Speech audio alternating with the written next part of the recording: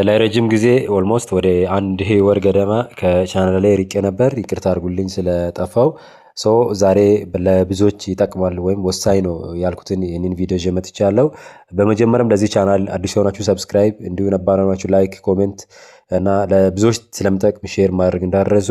አብራችሁን ስላላችሁ ያመሰግናለሁ። ወደ ቪዲዮ ያልፋለሁ። ወደ ቪዲዮ ሲያልፍ ብዙ ጊዜ ብዙ ወንድሞችና እህቶቼ ከሀገራችን እንዲሁም ብሎም ከኢስት አፍሪካ ወደ ተለያዩ ኢሮፓ ሀገራትም እንዲሁ የእንግሊዝ ሀገራትን ስንሳደድ ብዙ ጊዜ መንገድ አንመርጥም።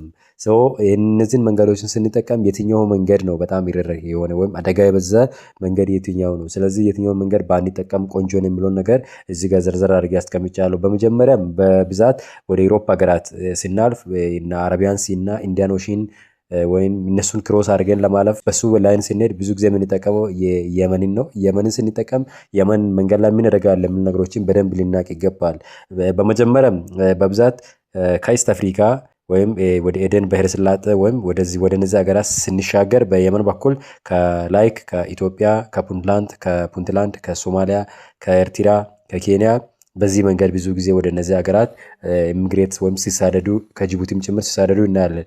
በብዛት የሚጠቀሙት ወደ ሶማሊያ ላንድ ከመሩ በኋላ የሚጠቀሙት ባቢኤል መንዳብ የሚባለውን የቀይ ባህር ላይን በመጠቀም ወደ እነዚህ ወደ ያልኩት ወደ ኢሮፕና የተለያዩ ሀገራት ጀርመንም ወደ ተለያዩ ሀገራት ለመሻገር ብዙ ጊዜ አደጋ አለ ብለን የምንወስዳቸው እነዚህ ከየመን ስንነሳ በብዛት የምንጠቀመው የውሃ ትራንስፖርት ነው የሚጠቀሙት። የውሃ ትራንስፖርት ሲጠቀሙ በብዛት አንደኛው ያው ሌጋል ኢሚግሬሽን ሚግራንት ስለሆነ ወይም በህገወጥ የሚሳደዱ ስደት ስለሆነ በብዛት የሚጠቀሙት እነዚህ እድሜያቸው በጣም የገፋ የውሃ ትራንስፖርት ላይ ያሉ ጀልባዎችን ንፋስ በአየር የሚሞሉ ተንሳፋፊ የሆኑ ጀልባዎች አሉ።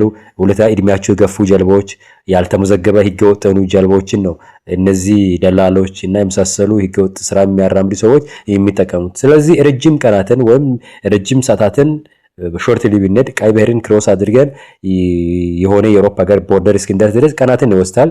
እነዚህን ቀናት ሁሉ የምንቆየው በዚህ ውሃ ነው ወይም በባህር ላይ ነው። በብዛት ደግሞ በሌላ አቅጣጫ እነዚህ አረቢያን ሲ እና ኢንዲያን ኦሽኖችን ክሮስ አድርጎ የሚሄዱ ብዙ ኢትዮጵያውያን እንዲሁ ያልኳቸው ከኢስት አፍሪካ የሚጓዙ ተጓዦች አሉ።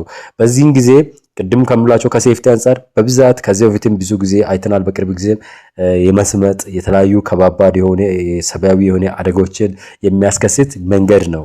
ስለዚህ በደላላም ሆነ በራሳችን ተነሳሽነት በዚህ በየመን በኩል ተአቋርጠን መጀመሪያ እስከ የመን ክሮስ እናደርግ ወደ እነዚህ ቅድም እንዳልኩ ባቢኤል መንዳብ የሚባልበት እነዚህን ወደቦችን ክሮስ አድርገን በጀልባ እስክንደርስ ድረስ ከባባድ በረሃዎችን የምናቋርጠው በዚህ በኤርትራም ወጣን በሳውዲ አረቢያን በኩል ብንወጣ እነዚህን በረሃዎችን አቋርጠን ነው ወደ እነዚህ ወደ ፖርት ላይ የምንደርሰው። ከዛም በኋላ ውሃ ላይ የምንቆይባቸው ቀናት ረጅም ስለሆነ እንዳልኩም ደግሞ በህገወጥ መንገድ ስለሚካሄድ በብዛት እነዚህ ጀልባ የፋሲሊቴት የሆነ የተመቻቸ ስለማይሆን በህይወታችን ከዚህ በፊትም እንደምናውቀው አሁንም አደጋ እያደረሰ ያለው ስለሆነ ይህንን ፖርት ወይም ይህንን ላይን ባትጠቀሙ ወይም ይሄን መንገድ በየትኛውም ሁኔታ ሆናችሁ ባትጠቀሙ ብዬ እመክራለሁ ማለት ነው።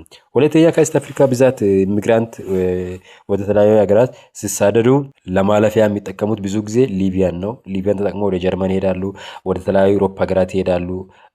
ጀነራሊ ይሄ ሊቢያ ኢሌጋል ነው፣ አይፈቀድም። በዛ መንገድ በየትኛውም ስደተኛ እንዲያልፍ ህጉም የዓለም አቀፍ ህግ አይፈቅድም። ግን ያው አይሬጉላር ሙቭሜንት የሚባለው ወይም በዛ ህገወጥ በሆነ መንገድ ወደ እነዛ ይሳደዳሉ። በተለይ ከኢስት አፍሪካ ሀገራት ላይክ ከኢትዮጵያ፣ ኤርትራ፣ ኬንያ፣ ሶማሊያ እና የመሳሰሉ ሀገራት በዚህ መንገድ በሊቢያ አድርገው ያቋርጣሉ። ያው ትራንዚት ነው፣ በዛ ለመሻገር ብቻ ነው የሚጠቀሙት። ይጠቀሙ እንጂ እዚህ መንገድ ላይ በጣም አደጋ አለበት ነው። በብዛት አደጋ አለ የምንላቸው እናውቃለን፣ ለሁላችንም ግልጽ ነው። ሊቢያ ፖርት አንደኛው በጣም ዴዘርት ነው ወይም በጣም በረሃማ ነው። አደገኛ በረሃ ሰው ልጅ ሊቋቋም የማይችል በረሃማ አካባቢ ነው ክሮስ ስናደርግ። ሁለተኛ ደግሞ በተለያዩ በጸጥታ አካል ችግር አለበት ነው። ጸጥታ አካል ችግር አለ ስላችሁ እነዚህ ሊቢያ ላይ ያሉት አይሲስ ታጣቂዎች አሉ። ሌላ ተጨማሪ የሆነ የሽብር ታጣቂዎች ወይም በዓለም መንግስታት አሸባሪ ናቸው ተብሎ የተፈረጁ ትላልቅ ሽብር ታጣቂ ቡድኖች የሚሰፍሩ ያሉበት ግዛት ነው ሊቢያ ማለት ነው። ስለዚህ ብዙ ጊዜ ሲያግቱ ደግሞ ብዙ ኮስት ነው የሚያስከፍሉን። ሚኒመም ከ1.5 ሚሊዮን ብር ጀምሮ በላይ ይጠይቃሉ። የሚጠይቁ በዶላር ነው። ወደዚህ ሲመነዘር ደግሞ ሚኒመም ከዚህ በፊት እኔ ሲገጥም ያያቸው ሰዎች ስላሉ እስከ 1.5 እስከ 2 ሚሊዮን ከዛም በላይ አድርጎ ይጠይቃሉ ካገቱ በኋላ።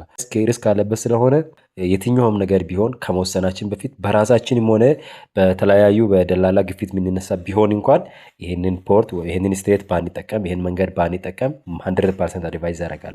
ያው ለማግኘት ብለን እስከወጠን ድረስ ደግሞ ህይወታችንም አስይዘን አይደለም ህይወታችን አስይዘን መጓዝ ስለሌለብን ይህንን መንገድ ባትጠቀሙ ብዬ ሁሌም አድቫይዝ ያደርጋል ወይ መክራቸዋለሁ ማለት ነው። ዲቴል ልናቅ ስለ መንገዱ አንድ ሀገር እያንዳንዱ ዌዘር ኮንዲሽን ልናቅ ይገባል። እዛ የምንሄድበት ሀገር የኢኮኖሚካል ከረንሲ ተጽዕኖን ማወቅ መቻል አለብን። የስራ ሎድ ማወቅ መቻል አለብን። ስራው ፋሲሊቴሽን ማወቅ አለብን።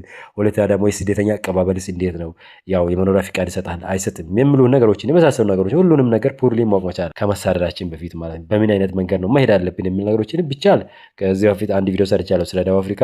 በዛ ቪዲዮ ላይ ማት ይችላላችሁ። በተለያዩ ቴክኒክ ተጠቅመን መሄድ እንችላለን። ያንን ማንጠቀም ከሆነ ግን በህገወጥ መንገድ ስንሳደር ከሆነ ቀድመን ማወቅ አለብን ነገሮች እንዲና ስታርትና እንዲ ብቻ ማወቅ ሳይሆን እዚህም መነሻ ላይ ስታርት የምናደርግበትን ወይ የምንጀምርበትንም ፍጻሜ ላይ የምንደርስበትንም ጭምር መሀል ላይ ያለውን ነገሮችን ቻሌንጅንም ዲስአድቫንቴጅ እንደ አድቫንቴጅ የምንሉ ነገሮችን ለይተን ማወቅ መቻል አለብን። ምኑ ይጠቅመናል፣ ምኑ ይጎዳል የምንሉ ነገሮችን እያየን ነው መሄድ ያለብን ማለት ነው። ሶስተኛ ላይ የማስቀምጠው በብዛት ሳውዝ አፍሪካ ነው። ያው ደቡብ አፍሪካ በጣም ኢትዮጵያውያን ወደዛ ሲሳደዱ በተለይ ከደቡብ አካባቢ በጣም ወደዛ ስደተኞች ወይም ሚግራንት ሲሄዱ እናያለን። ያው ሲሳደዳሉ የሚታወቅ ነው። ኦፊሻሊ በሀገር መንግስትም ብዙ ጊዜ ተሞክሮ ያልተቻለ ነገር ነው። በብዛት በህገወጥ ደላላ ነው ልጆች የሚሳደዱት። ከዚህ በፊት ስለ ሳውዝ አፍሪካ አንድ ቪዲዮ ሰርቼ ነበረ በምን አይነት ሜትድ ይቀላል ብዬ ስለሰራው ነው። ከዛም ሌላ ሜቶዶችንም እናንተ መጠቀም ቻላችሁ እና እኛም መጠቀም ቻላ ፋሚሊ ቤዝድ መሆን እንችላለን።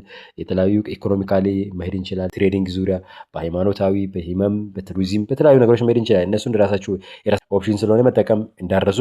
ግን በብዛት ይሄ በዚህ መንገድ ስኬት ያው ከኢትዮጵያ ቀጥታ ሆኖ ወደ ሞያሌ ካምቦ ከደረስን በኋላ ኬንያ ነው የምንሰደዱ። ከኬንያ ወደ ናይሮቢ፣ ከናይሮቢ ወደ ሞምባሳ እያለን ታንዛኒያ አድርገን ማላዊ አድርጎ እያሉ ሄደው ነው ሳውዝ አፍሪካ የሚደርሱት። ሚኒመም አይ ቲንክ 6-7 ግዛቶችን ነው የምናልፋቸው። ከኢትዮጵያ ስንነሳ ወደ 7 ግዛትን ማለት እንሻገራለን ማለት ነው። እነዚህን ስንሻገር አንደኛ እነዚህ ሀገራት ትራንዚት ቪዛ ራሱ አይሰጡም። ትራንዚት ቪዛም እንዳይባል እኛ የምንለው በጫካ ናቸው የእኛ ልጆች በብዙ የሚሄዱት።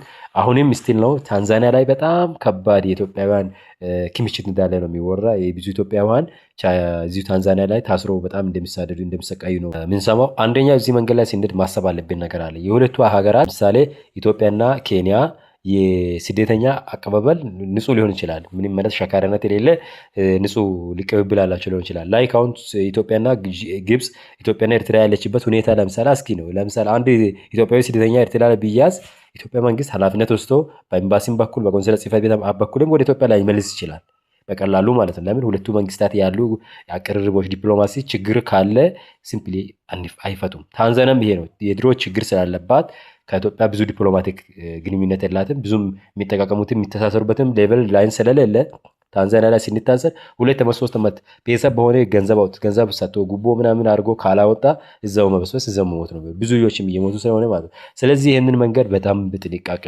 ልናደርግ ይገባል ማለት ነው። አንደኛው ስንሳደድ የሁለቱ ሀገራት የመንግስታት እርስ በርስ ሊውጥ። ለምሳሌ ኬንያ ችግር ኬንያ አሁን ስትታሰሩ አንደኛ ለዓለም ቀይ መስቀል ያስረክባል። ሁለተኛ ደግሞ ለኢትዮጵያ ኤምባሲ ያስረክባል። ለኢትዮጵያ ኤምባሲ ሲያስረክብ ኢትዮጵያ ኤምባሲ ወደ ሞያሌ ዲፖርት እስከ ሐዋሳ እስከ መሀል ሀገር ትራንስፖርት ለከፈል አድርጎ ወደዚህ ዲፖርት አለ። ይሄ መንገድ ባትጠቀሙ አንደኛ ለያው ሬሲሳይት ይሆናላችሁ። ሁለተኛ ደግሞ በኢራብ በተለያዩ ሁማኒቴሪ ህይወታችን የሚያቃውስ ቀውስ ውስጥ እንወድቃለን። ሶስተኛ ደግሞ በህገወጥ መንገድ እየሄድን ኦልሞስት ደቡብ አፍሪካውን ወደ 1 ሚሊዮን ገደማ ነው በህገወጥ መንገድ ማለት ነው። ከዚህ በፊት ቪዲዮ ሰርቻለሁ በትንሽ ገንዘብ የምንሄድበትን በቴክኒክ። እኛ ግን 1 ሚሊዮን አውጥተን ወደ እነዛ ወደማይጠቅሙ ሀገራት ኢሚግሬት ወይም እንሳደዳለን። ይህንን መንገድን ባትጠቀሙ፣ በህገወጥ መንገድ ባትጠቀሙ የተሻለ ነው ብዬ አስባለሁ። ብዙዎቻችሁ በዚህ ቪዲዮ ላይ አማራጭ ስለሌለው የምንጠቀመው ብላችሁ እንደምትመልሱ እርግጠኛ ነኝ። ግን አማራጭን ሞክረን ካጣን የራሳችን ውሳኔ ለመወሰን ህገወጥ ስደትን ባንጠቀም ጥሩ ነው። ያው ይሄ ቪዲዮ ለብዙዎች ይጠቅማል። ሼር አድርጉ። አዲስ የሆናችሁ አሁንም ሰብስክራይብ አድርጉ ቻናልን። አብራችሁን ስላላችሁ አመሰግናለሁ። ቻርቆ ይውል